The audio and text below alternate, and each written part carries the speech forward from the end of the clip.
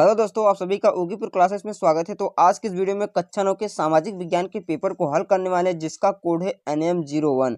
क्या है? NM01 के पेपर को हल करने वाले हैं। तो यहाँ पर देख सकते हैं, पहला क्वेश्चन दिया हुआ कि जार साम्राज्य कब समाप्त हुआ था। तो जार साम्राज्य का जो पतन हुआ था 15 मार्च 1917 हुआ था। ऑप्शन नंबर इसका ए राइट आंसर हो जाएगा। उसके बाद कहा कि स्वतंत्रता, समानता और भाईचारे का नारा किसने दिया था। तो स्वतंत्रता, समानता और भाईचारे का नारा अगर भारत में पूछे तो सुभाष चंद्र बोस ने दिया था, लेकिन किस क्रांति में मिला था। तो फ्रांसीसी क्रांति में। तो इसका ऑप्शन नंबर 2 सी राइट आंसर हो जाता है। 3 नंबर दिया कि रूस में खूनी रविवार की घटना कब हुई थी। तो खूनी रविवार की घटना 1905 ईस्वी को हुई थी। तो ऑप्शन नंबर इसका बी राइट आंसर हो जाता है। 4 नंबर दिया कि फ्रांसीसी क्रांति कब प्रारंभ हुई थी। तो फ्रांसीसी क्रांति जो है 1789 ईस्वी में प्रारंभ हुई थी। इसका option number B right answer हो जाता है।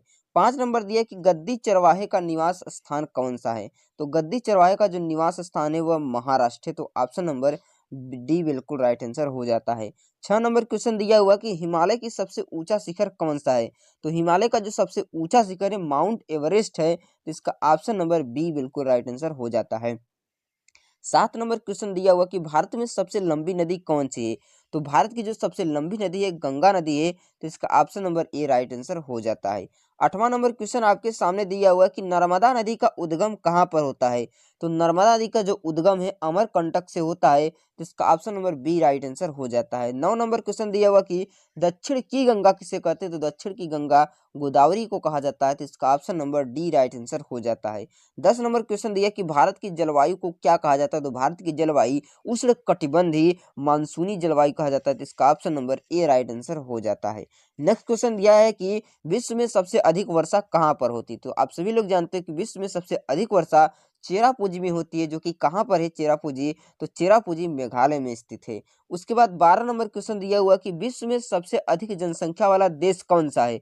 तो विश्व में सबसे ज्यादा जनसंख्या चीन में है, उसके बाद भारत में है। तो उसके बाद ऑप्शन नंबर ए इसका राइट आंसर हो जाता है। 13 नंबर क्वेश्चन दिया हुआ कि संविधान सभा के अस्थायी अध्यक्ष कौन थे। तो संविधान सभा के जो अस्थायी अध्यक्ष थे डॉक्टर राजेंद्र प्रसाद थे। तो इसका option number A right answer हो जाता है। 14 नंबर क्वेश्चन दिया हुआ कि भारत के संविधान के अनुसार मूल अधिकार कितने हैं। तो मूल अधिकार कुल 6 है। तो ऑप्शन नंबर सी इसका राइट आंसर हो जाता है। 15 नंबर क्वेश्चन दिया हुआ कि मौलिक अधिकारों की असुरक्षा का प्रदान करता है। मौलिक अधिकार सुरक्षा कौन सा प्रदान करता है।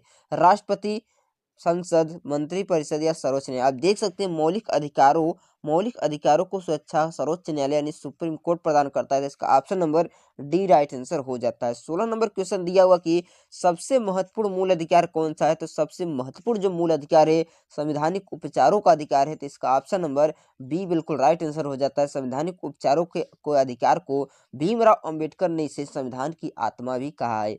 उसके बाद कहा कि मानव पूंजी क्या है। तो मानव पूंजी जो है एक कौशल एवं निहित ज्ञान स्टॉक है। तो ऑप्शन नंबर इसका सी राइट आंसर हो जाता है। 18 नंबर क्वेश्चन का निर्धनता का सूचक नहीं है। तो सामाजिक जो अपवर्जन है ये निर्धनता का सूचक नहीं है। तो ऑप्शन नंबर इसका ए राइट आंसर हो जाता है। उसके बाद 9 नंबर क्वेश्चन दिया है कि खाद्य असुरक्षा प्रदान आयाम है। तो खाद्य असुरक्षा प्रदान आयाम खाद्य उपलब्धता, सामर्थ्य और पहुंच सभी है। क्या है? सभी है। ऑप्शन नंबर डी इसका राइट आंसर हो जाता है। 20 नंबर क्वेश्चन दिया कि हरित क्रांति के कारण किस क्षेत्र में रोजगार हुई वृद्धि हुई। तो कृषि क्षेत्र में, विनिर्माण क्षेत्र में, खनन क्षेत्र में, यानी इन सभी क्षेत्र में हुई थी। तो ऑप्शन नंबर इसका डी राइट आंसर हो जाता है।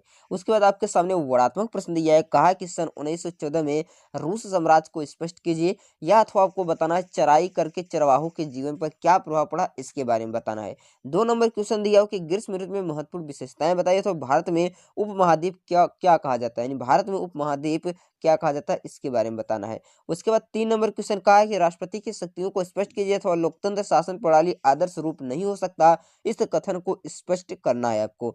4 नंबर दिया कि मानव पूंजी के विनिर्माण में शिक्षा की क्या भूमिका है अथवा आर्थिक विकास की दर वृद्धि का क्या उपाय है। इसके बाद दीर्घ उत्तरी क्वेश्चन दिया हुआ कि अपने जीवन को चलामन रखने के लिए चरवाहे समुदाय अनेक तथ्यों पर ध्यान रखना होता है, उनके कुछ महत्वपूर्ण बिंदुओं की व्याख्या कीजिए। अथवा आप फ्रांसीसी क्रांति के किन किन दार्शनिकों का प्रभाव पड़ा उसको लिखिए। अथवा 6 नंबर क्वेश्चन दिया कि भारत में बढ़ती जनसंख्या के उत्पन्न समस्याओं की विवेचना कीजिए। अथवा आपको यहाँ पर लिख लेना है, कहा है कि हिमालय के समांतर श्रेणियों की प्रस्तुत व्याख्या कीजिए। लोकतंत्र के मुख्य दोषों का उल्लेख कीजिए अथवा मिड डे मील का जो मिड डे मील होता है उसके बारे के उद्देश्यों का वर्णन करना है। पर क्वेश्चन दिया कि बफर स्टॉक राशन पर संक्षिप्त टिप्पणी लिखिए अथवा नदियां भारत के विकास के लिए महत्वपूर्ण है तो इसके कथन की व्याख्या कीजिए। उसके बाद मानचित्रकार आपका है उत्तर प्रदेश को दर्शाना है, बिहार को, छत्तीसगढ़, मध्य प्रदेश और राजस्थान को, इन सभी को मैप में दर्शा देना है। उसके बाद विश्व की रूपरेखा बताना है। यहाँ पर देख सकते हैं कहा है संयुक्त राज्य अमेरिका को, फ्रांस को, इंग्लैंड को, जर्मनी को, ऑस्ट्रेलिया को, तो ऑस्ट्रिया और हंगरी को, इन सभी को आपको मानचित्र में दर्शा लेना है। बाकी इन प्रश्नों को अपने बुक से हल कर लेंगे जो कि आपके वार्षिक एग्जाम के लिए काफी इंपॉर्टेंट है। ये 2023 का जो कि वार्षिक एग्जाम आप सभी के कॉलेज में हो रहे हैं वो सभी पेपर है, तो पूरा हल करके जाएंगे तो आपके एग्जाम में एक भी क्वेश्चन गलत नहीं होगा। आई होप फ्रेंड ये वीडियो आपको पसंद आई होगी। अगर वीडियो पसंद आए वीडियो को लाइक कर दीजिएगा, चैनल पर नहीं तो चैनल को सब्सक्राइब जरूर कीजिएगा। मिलता हूँ नेक्स्ट वीडियो में, तब तक के लिए गुड बाय।